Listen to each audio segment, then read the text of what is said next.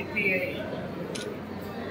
వందేళ్ళు ఇస్తున్నటువంటి సందర్భంగా రేపు డిసెంబర్ 26వ తారీఖు ఖమ్మం పట్టణంలో దేశవ్యాప్తంగా ఉన్నటువంటి కమ్యూనిస్టు పార్టీ అభిమానులు ప్రజలను పెద్ద ఎత్తున సమీకరించి భారీ బహిరంగ సభను నిర్వహించబోతా ఉన్నాం. ఈ సందర్భంగా కమ్యూనిస్టు పార్టీ భారతదేశంలో ఈ 100 ఏళ్ల కాలంలో దేశంలో ఉన్నటువంటి ఆర్థిక, సామాజిక, రాజకీయ, సాంస్కృతికపరమైనటువంటి పునరుద్ధరణోద్యమానికి కమ్యూనిస్టు పార్టీ ఉద్యమం ఊపిరిలు పోసినటువంటి సందర్భాన్ని, అదేవిధంగా కమ్యూనిస్టు పార్టీ నాయకత్వం చేసినటువంటి త్యాగాలను మరొకసారి దేశవ్యాప్తంగా, రాష్ట్ర వ్యాప్తంగా ఉన్నటువంటి ప్రజలకు వివరించేటువంటి కార్యక్రమానికి భారత కమ్యూనిస్ట్ పార్టీ సిపిఐ రాష్ట్ర సమితి కోరుకుంది. ఈ నేపథ్యంలో ఆంధ్రప్రదేశ్లో ఉన్నటువంటి ప్రజలకు, కార్మికులకు, కర్షకులకు, అదేవిధంగా సకల జనానికి కూడా పిలుపునిస్తూ ఉన్నాం. డిసెంబర్ 26వ తారీఖున చలో ఖమ్మం పేరుతో వేలాదిగా తరలి రమ్మని చెప్పి పిలుపునిస్తూ ఉన్నాం.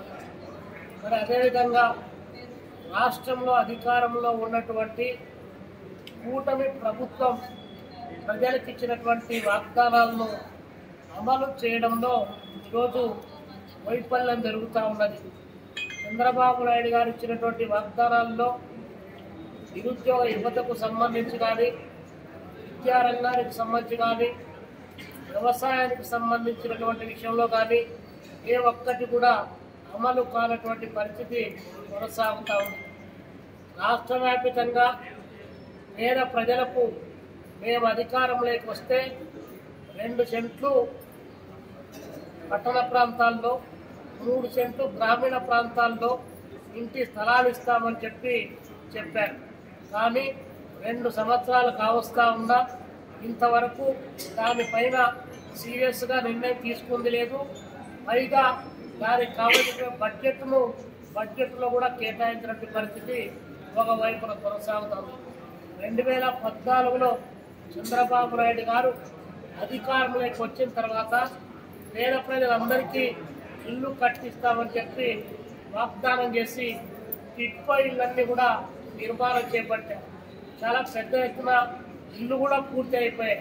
కానీ 15 సంవత్సరాలు కావస్తా ఉందా ప్రజలకు దాన్ని అందించేటువంటి పరిస్థితి కానీ, వారికి హ్యాండిల్ చేయడం కానీ ఇంతవరకు కొనసాగలేదు. కారణం ఏంటి అంటే ఈరోజు చంద్రబాబు నాయుడు గారు ఆ ఇల్లు తాకట్టు పెట్టి దాదాపు 7,000 కోట్ల రూపాయల పైసలకు రుణాలు తీసుకున్నారు. కాబట్టి ఈరోజు లబ్ధిదారులకు ఆ ఇల్లు అందుబాటులోకి రానటువంటి పరిస్థితి ఒకవైపున కొనసాగుతుంది. కానీ మేము ఈ సందర్భంగా సిపిఐగా నేను డిమాండ్ చేస్తూ ఉన్నాం.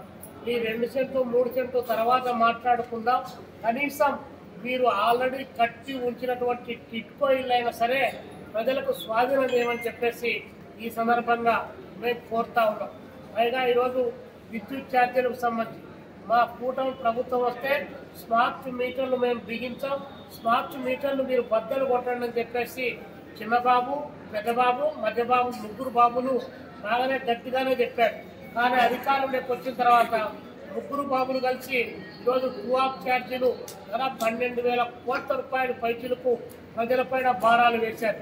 12,000 కోట్ల రూపాయల పైచులకు భారాలు వేయడమే కాదు, రేపు రానున్నటువంటి రోజుల్లో అర్ధరాత్రి 10 గంటలు దాటిన తర్వాత మీ ఫ్యాన్ తిరిగేదాన్ని బట్టి మళ్ళీ మీకు బిల్లు పెరుగుతుందనేటువంటి కొత్త పథకాన్ని కూడా కూటమి ప్రభుత్వం ఈరోజు వ్యూహరచన చేసి ప్రజలపైన భారాలు వేయడానికి ప్రయత్నం చేస్తూ ఉంది.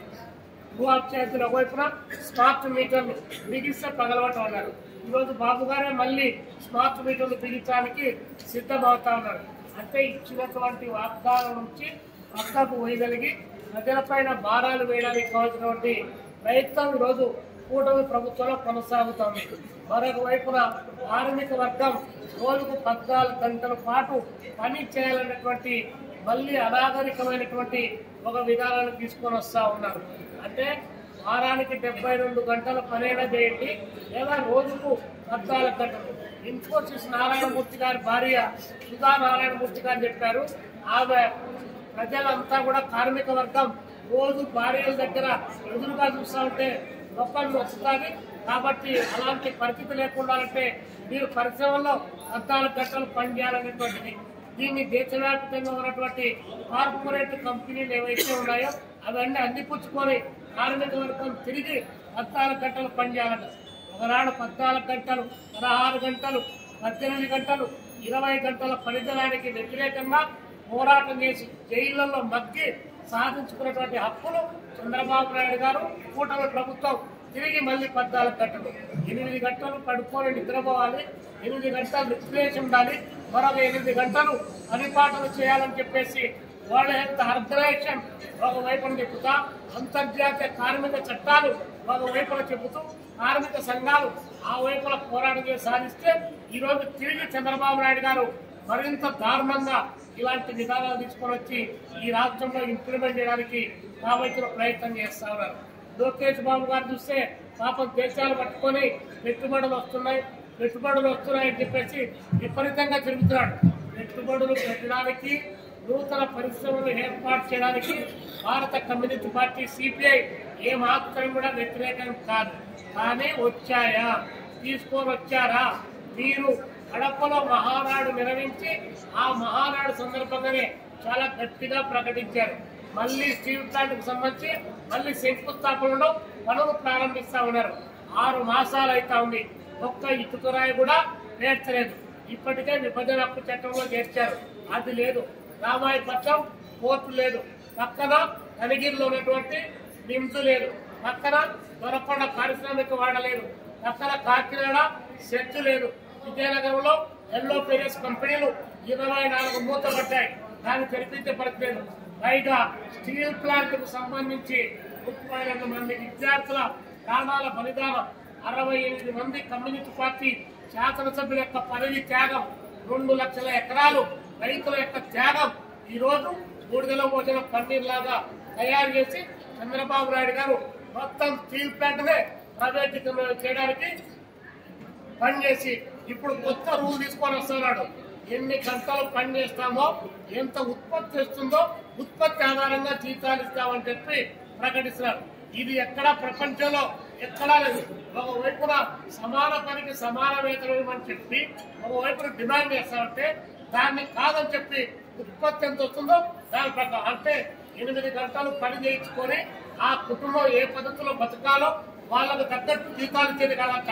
ఉత్పత్తి, నువ్వేం ఉత్పత్తి చేస్తావో అది తనకి ఏమన్నా సోషలిస్ట్ కంట్రీనా, ఎంత కావాలో అంత తీసుకో, ఎంత పని చేయాలో అంత తీసుకోవడానికి ఇది ఒక పెట్టుబడిదారి సమాజం. కాబట్టి చంద్రబాబు నాయుడు గారు మీ ఎంతకే మీరు స్టీల్ ప్లాంట్ ఖాళీ చేసి మీరు వెళ్ళిపోండి చెప్పకనే చెప్తా ఉన్నారు. కాబట్టి ఇలాంటి విధానాలు ఈ రాష్ట్రంలో చంద్రబాబు నాయుడు గారు ఇంప్లిమెంట్ చేస్తా ఉన్నారు. పైగా రాజధాని ప్రాంతం, ఈ రాజధాని ప్రాంతంలో ఇప్పటికే 53,000 ఎకరాలు భూమిని సమీకరించారు, ల్యాండ్ పూలింగ్ పెట్టాం. ఈ 53,000 ఎకరాలు సరిపోలేదని మళ్ళీ 44,000 ఎకరాలు భూములు కావాలని చెప్పి వాటిని ల్యాండ్ పూలింగ్ చేస్తా ఉన్నారు. మేము అడుగుతా ఉన్నాం, 3 పంటలు పండేటువంటి, 6 పంటలు పండేటువంటి నల్లరేగడి భూమి, ప్రజలకు ఆహార కొరత లేకుండా పండించేటువంటి భూమి 1,00,000 ఎకరాలను తీసుకొని మీరు కార్పొరేట్ కంపెనీలకు విపరీతంగా దాన్ని పెట్టి రియల్ ఎస్టేట్ వ్యాపారం చేస్తే రేపు పొద్దున ఆహార కొరత ఏర్పడితే ప్రజలకు తిండి ఏ పద్ధతిలో దక్కుతుందో దీన్ని భవిష్యత్ తరాల గురించి ఆలోచన చేయాల్సినటువంటి అవసరం లేదా? 39 కిలోమీటర్ల దూరంలో ఉన్నటువంటి గన్నవరం ఎయిర్పోర్టే ఇంకా ఆధునీకరణ చెందలేదు, అంతర్జాతీయంగా విమానాలు రావడం లేదు. ఆ విమానాశ్రయాన్ని డెవలప్ చేయాల్సిన బాధ్యత పక్కన పెట్టి మళ్ళీ ఇక్కడ అమరావతిలో మళ్ళా 4,000 ఎకరాల భూమిని కేటాయించి ఆడొక విమానాశ్రయం కట్టామని చెప్పి ఆయన మన నారాయణ గారు మాట్లాడుతున్నారు.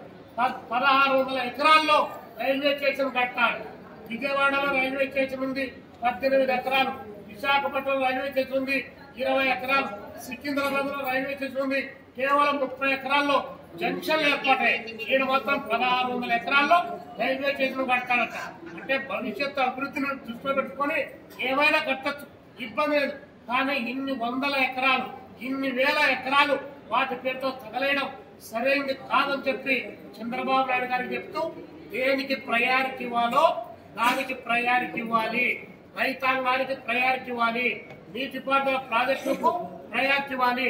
40 సంవత్సరాల కాలంగా ఉత్తరాంధ్ర సుజల స్రవంతి, బాబు జగ్జీవన్ ఉత్తరాంధ్ర సుజల స్రవంతి 8,50,000 ఎకరాలకు నీళ్లు ఇవ్వగలిగినటువంటి ఆ యొక్క ప్రాజెక్టు 40 సంవత్సరాల కాలంగా ఒక్క టీఎంసీ కాదు కదా, ఒక్క చెమ్మెడి నీళ్లు కూడా ఇంతవరకు శ్రీకాకుళం వరకు పారేటువంటి పరిస్థితి లేదు.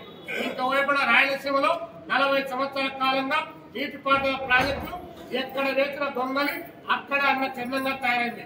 మరో పక్కనున్నటువంటి ప్రకాశం జిల్లాలో ఉన్నటువంటి వెలుగొండ ప్రాజెక్టుకు 4,000 కోట్ల రూపాయలు డబ్బులు కేటాయిస్తే 4,50,000 ఎకరాలకు నీళ్లు పారించి 15 లక్షల మందికి తాగునీరు ఇవ్వగలిగినటువంటిది.